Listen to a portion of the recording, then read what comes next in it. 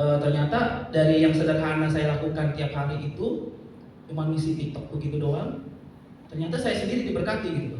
Karena diberkati, karena yang sampaikan firman Tuhan, ya kan? Saya nggak khotbah, cuma firman Tuhan tapi melalui instrumen. Dan situ ada kata-kata firman. Ternyata apa?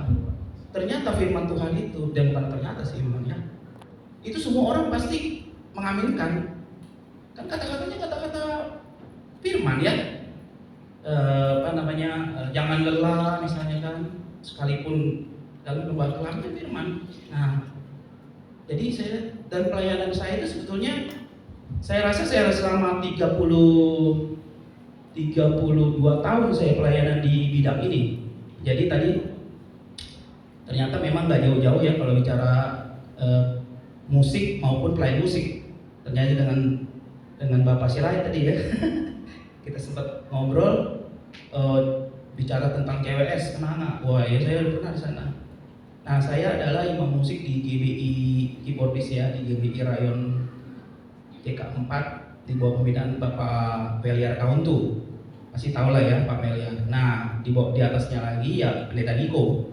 Nah dulunya sebelumnya GBB Tani. Nah kalau tahu GBB Tani itu di Surabaya ya, Inden. Nah lalu mereka Pak Niko diutus ke Jakarta, makanya jadi GBB Tani wilayah Barat.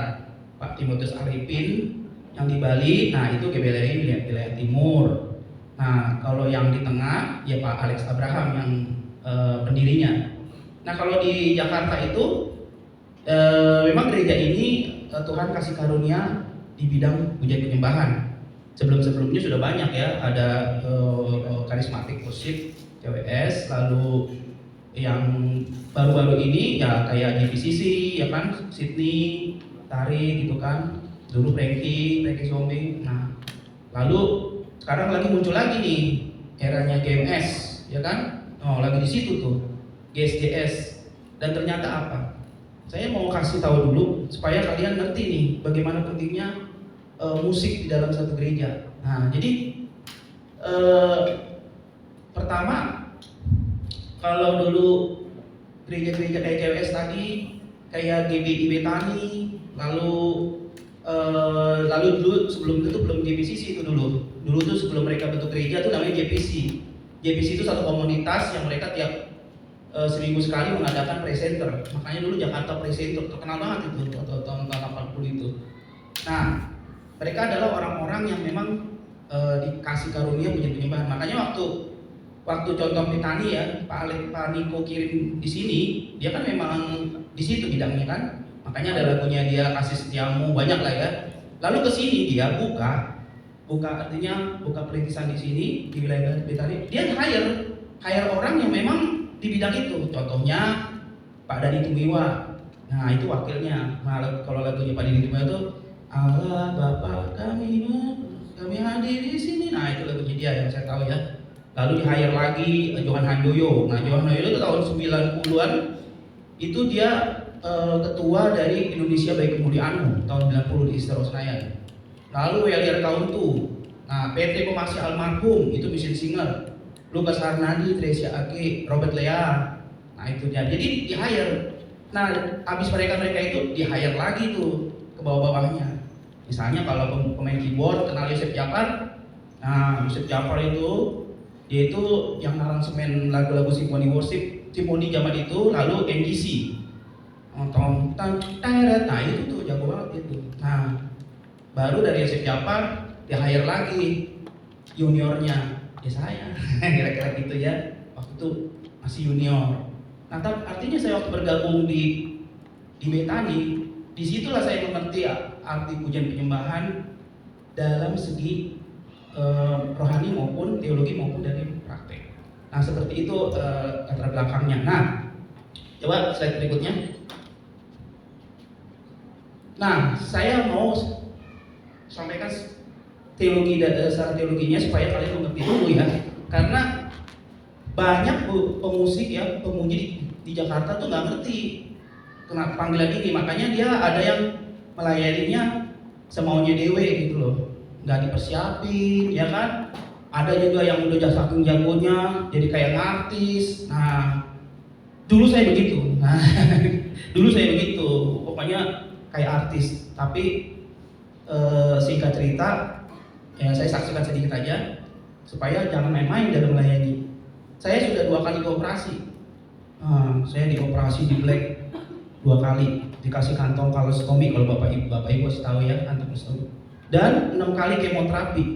Nah, jadi kalau saya ada di sini itu ternyata Tuhan punya prosesnya seperti itu. Kalau saya nggak dioperasi, nggak di kemoterapi, saya nggak bicara di sini. Nggak bicara di sini. Saya hanya main musik aja. Tapi setelah saya dioperasi, sakit keras ya, terus di kemoterapi, lalu saya dipanggil untuk belajar lagi gitu loh. Belajar lagi. Artinya Tuhan mau mempersiapkan saya dalam melayani itu bukan. Kalau sekarang kemarin kan saya cuma main doang. Kalau sekarang kan saya nyampaikan firman juga dong. Nah, seperti itu akhirnya saya belajar teologi ya. Makanya saya jadi dosen di tempat saya kuliah di STT Polos. Nah, saya mengajar di musik gereja. Nah, sampai kira-kira seperti itu. Kalau detailnya panjang banget sih ya, banyak. Nah, jadi dengan proses itulah makanya saya selalu biasanya kalau saya bicara begini, orang musik itu susah sebetulnya, ngeyel, susah. Saya nggak, kalau terus terang kalau melayani orang musik tuh, waduh, apalagi di Jakarta ya, jago-jago. Gimana cara melayani orang yang pinter-pinter kan? Susah. Dan saya nggak akan ngomong secara skill dari musik, tapi saya secara teologinya. Nah, makanya sekarang kalau saya bicara sama teman-teman junior yang muda, saya bicara teologi dan bicara kesaksian saya sampai dipanggil sampai sakit gini. Makanya waktu lo mau nggak? Kalau lo nggak serius, lo nggak dipanggil, mau operasi gitu, operasi kecil, enggak. Jadi akhirnya ternyata pengalaman hidup saya seperti ini, seperti itu. Nah, sama. Kalau kalian sekarang, ini awal saya udah langsung kasih move gitu. Kalau nggak serius, ya siap-siap aja, ya. Karena Tuhan punya kedaulatan, betul? Tuhan punya kedaulatan. Panjang nih kalau udah ngomong firman lagi nih ya. Yang pasti punya kedaulatannya apa? Jangan sampai seperti Firaun, ya kan? Udah ditegur, dikasih tulah sampai 10, masih ngejar juga ke laut, ditenggelamkan. Nah, kira-kira begitu. Kalau saya udah ditegur pakai ini terus masih ngeyel, ya udah ditenggelamkan sudah. Nah, tapi kan tidak. Tuhan masih kasih saya kesempatan. Mau bertobat enggak? Mau sungguh-sungguh enggak? Akhirnya saya lebih memilih sungguh-sungguh, meskipun banyak ujian-ujian. Nah, seperti ini. Jadi gitu ya. Nah, sebelum saya sampaikan nanti yang lebih detail, harus sungguh-sungguh. Jadi kalau nanti udah disampaikan, ya pelajaran-pelajaran ini, kalau setuju kan saya pembicara nih, ya kan diundang dengan materi yang akan saya bawakan. Pasti nanti ada pro dan kontra, karena saya akan bicara kontranya juga. Nah, kalau setuju, ini kan gereja-gereja GSDA masing-masing ya Pak ya. Setuju silakan, yang enggak juga nggak apa-apa. Nah, ini berdasarkan pengalaman saya bicara tentang present worship. Nah, dasarnya firmannya ada 2. Di 1 Tesalonika 5 ayat 19 dan Mazmur 22 ayat 4. Jadi perenungan saya 2 ini. Artinya supaya kita ya dan jemaat Tuhan kan banyak masalah dong, betul kan? Peperangan segala macam, ujung-ujungnya kan banyak masalah. Supaya kita tetap bisa melewati masalah itu, roh kita harus nyala, betul nggak? Nah, melayani pun begitu. Kalau melayaninya roh nggak menyala kan, latihan nggak mau, ya kan? Pokoknya yang penting naik. Berarti dia rohnya nggak menyala tuh pada. Kalau dia roh menyala, dia kan harus benar-benar sungguh-sungguh dong, membagikan pelayanan puja penyembahannya lebih baik.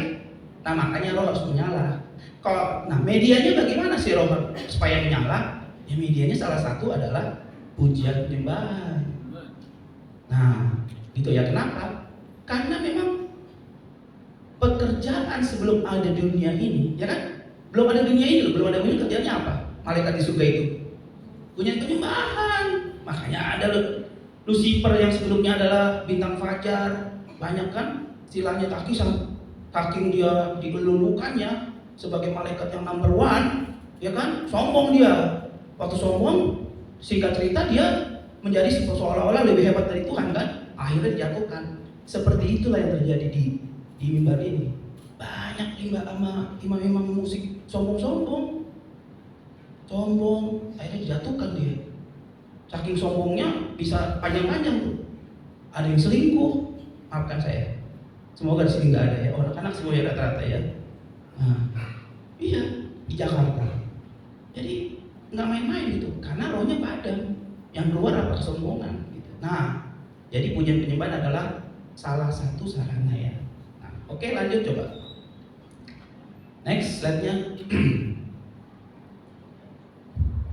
Nah itu Allah berkata atas pujian, Mazmur 2 lanjut. Nah kalau udah Allah berkata berarti Allah dimuliakan dan kehadirannya dinyatakan ketika umat memuji. Jadi umat memuji itu kehadiran Tuhan dinyatakan. Makanya waktu kehadiran dinyatakan Allah berkata atas pujian, maka ada kuasa. Ya, artinya waktu jemaat kita bicara pengerja semuanya, imam musik, waktu kalian misalnya mengangkat pujian, ada kuasa di situ, kehadiran Tuhan nyata. Makanya ada orang tiba-tiba yang sakit bisa sembuh. Amin. Percaya nggak? Iya kan, tiba-tiba sembuh. Tiba-tiba yang ada yang di PHK pulang ke rumah ditelepon, bisa nggak kerja?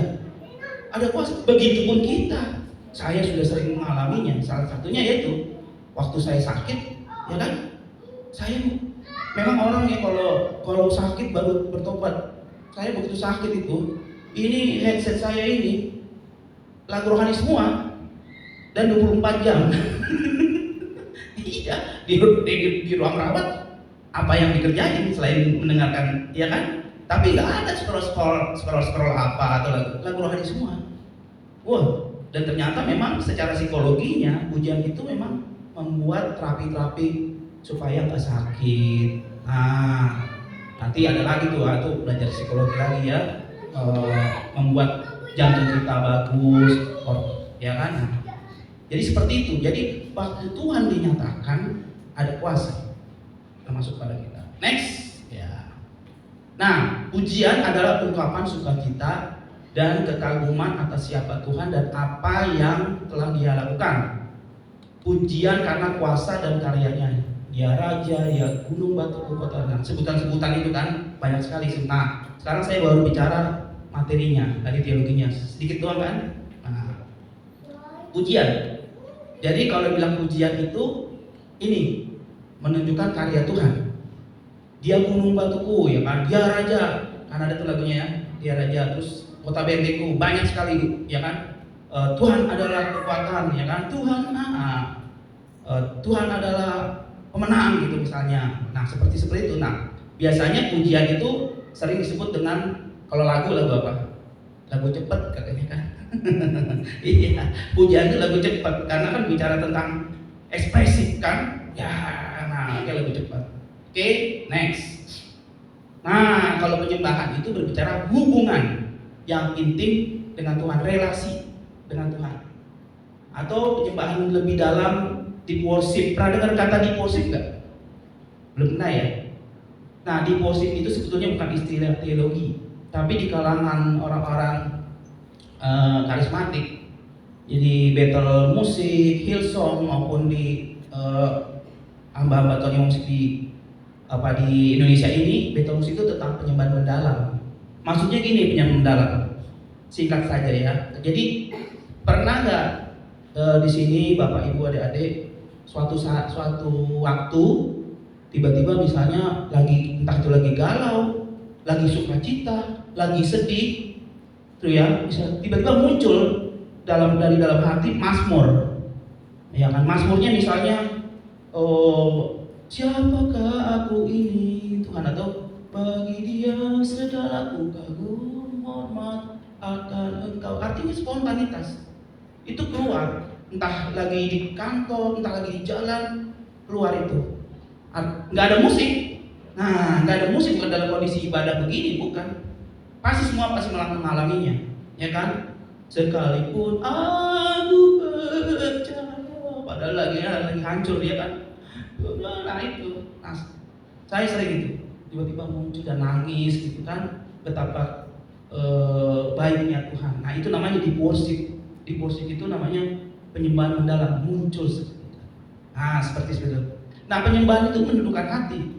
Nah makanya kalau harus mengerti dulu nih worship nih. Worship adalah hubungan. Jadi kalau bicara hubungan, relasi, berarti ke Tuhan dong. Nah, jadi worship ini sangat penting. Makanya kalau worship itu tentu berbicaranya kepada relasi kepada Tuhan. Beda dengan praise. Kalau praise kan lebih kepada ekspresif dan kepada sesama gitu kan, atau menyatakan bersama. Nah, worship. Nah, makanya nanti mungkin akan banyak di worship seperti apa.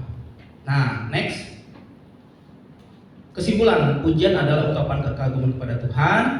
Penyembahan adalah hubungan dan penyerahan diri sepenuhnya kepada Tuhan. Beda ya? Oke, lanjut. Nah, oke, saya langsung bicara worship leader. Worship leader orang yang memimpin jemaat untuk memuji dan menyembah Tuhan, baik lewat lagu, doa, maupun pengarahan supaya semua orang bisa fokus kepada Tuhan. Worship leader secara liturgis mengatur dan memimpin pujian dengan tertib dan terarah. Nah, kalau secara rohani menjadi penuntun jemaat masuk dalam penyembahan orang benar dan hidup yang benar. Nah, saya mau tanya dulu nih tadi yang melayani nih. Nah, saya langsung aja. Tadi ini melayani dari sama ya tim ya? Ya, satu tim. Mana worship leadernya tadi? Nah, ya. Siapa namanya? Ya. Kamu udah ngerti belum nih orang yang memimpin jemaat untuk memuji dan menyembah Tuhan? Terus secara mengatur dan memimpin pujian dengan tertib dan terarah. Kira-kira kamu tadi udah memimpin pujian dengan tertib dan terarah nggak? Cukup ya? Oh, spontan. Spontan ya? Oke. Kalau spontan berarti belum tentu terarah ya? Iya, oke. Nah, secara rohani menjadi pemimpin jemaat masuk dalam penyembahan yang benar dan nah gini ya, menurut saya tadi saya mau tanya sama kita langsung interaksi ya supaya lebih si keyboardis mana keyboardis? Keyboardnya tadi main keyboard. Main keyboard. Nah, saya mau cross check antara keyboard dengan si worship leader. Kalau saya mau tanya, ini kan pujian ini kan lagu ya. Nah, ada nadanya kan? Ada notasinya ya. Kira-kira notasi tadi kamu bersenandung itu tahu nggak itu notasi? Kira-kira flow-nya gimana tahu nggak? Nah, secara notasi loh. Nah, saya udah mulai teknis nih secara notasi. Kan nggak boleh itu kan ngawur kan? Ada notasinya. Worship leader. Sekarang keyboardis. Kamu tahu nggak itu kira-kira si worship leadernya ini kemana itu flow? Karena ini bicara flow kan? Chordnya kamu tahu nggak itu kemana? Atau kamu ini apa ya? Kita nggak jelas. Hah? Tahu? Oh, tadi chordnya apa aja kalau tahu? Hah? Terus kemana? Terus? Oh, G ke E minor, ke D ke C. Oke, sekarang coba lagi ya. Oke, coba sini worship leadernya. Nah, kamu menyembah dengan chord yang tadi dia tulis itu, G, E minor, D ke C. Ayo. Keren. Ya. Dicoba dulu ya. Nanti baru saya cross check. Nah,